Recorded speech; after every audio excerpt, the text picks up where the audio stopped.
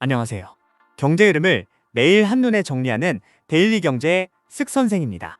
오늘 코스피가 3200선 아래로 밀리며 시장 변동성이 확대된 하루였습니다. 실시간 마감 데이터를 바탕으로 오늘 증시와 경제 이슈를 전문가 시각에서 종합 분석해드리겠습니다. 1부 코스피, 코스닥 마감 및 주요 급등락 요인.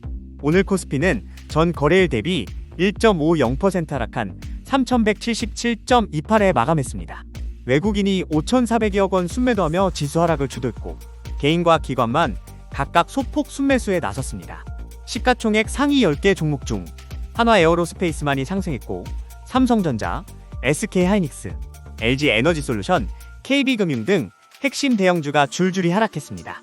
코스닥 역시 2.11% 하락한 798.05로 마감했습니다. 외국인, 기관 모두가 코스닥에서 대거 매도한 반면 개인만 순매수에 나섰습니다. 바이오, 2차전지 등 성장주 중심 낙폭이 컸으며 에코프로비엠, 펩트론 등 일부 급락주가 돋보였습니다. 하락 주요인은 미국 트럼프 대통령의 반도체 관세 발언 등 대외 불확실성, 미국 물가 상승과 금리 인하 기대감 약화, 주요 대형주 중심 수급 악화, 전월 대비 낮아진 시장 거래 대금과 투자 심리 냉각 등이 복합적으로 작용했습니다. 2부 환율, 금리, 주요 경제 지표와 투자 환경. 서울 외환시장에서 원달러 환율은 전 거래일 종가 대비 3원 오른 1385원에 마감하며 원화 약세가 이어졌습니다. 미연준의 금리 인하 전망이 후퇴하고 미국, 중국 간 관세 이슈 1. 일본 엔화, 위안화 약세 등이 동반되면서 시장 불확실성이 커진 상태입니다. 실물 경제에선 2분기 국내 주요 기업들의 실적이 예상에 못 미치며 투자 심리 위축 요인으로 작용하고 있습니다. 특히 전방산업 둔화와 글로벌 금리 정책에 따라 펀더멘털 리스크 관리가 중요해졌습니다. 3부 미국 글로벌 증시 동향과 국내외 핵심 이슈. 미국 S&P 500, 나스닥은 트럼프 발관세, 압박, 물가 상승 등으로 혼조세 마감했고 기술주 중심의 낙폭이 확대되었습니다. 세계 경기 불확실성이 이어지고 있습니다. 한편 국내 증시는 반도체 등 수출주 중심 부진과 대외 변수, 관망세의 확산, 8월 세제 개편안 실망감이 누적되어 이달 들어 고점 부담이 커진 모습입니다. 4부 산업별, 테마별, 정책별 핵심 포인트와 투자 전략.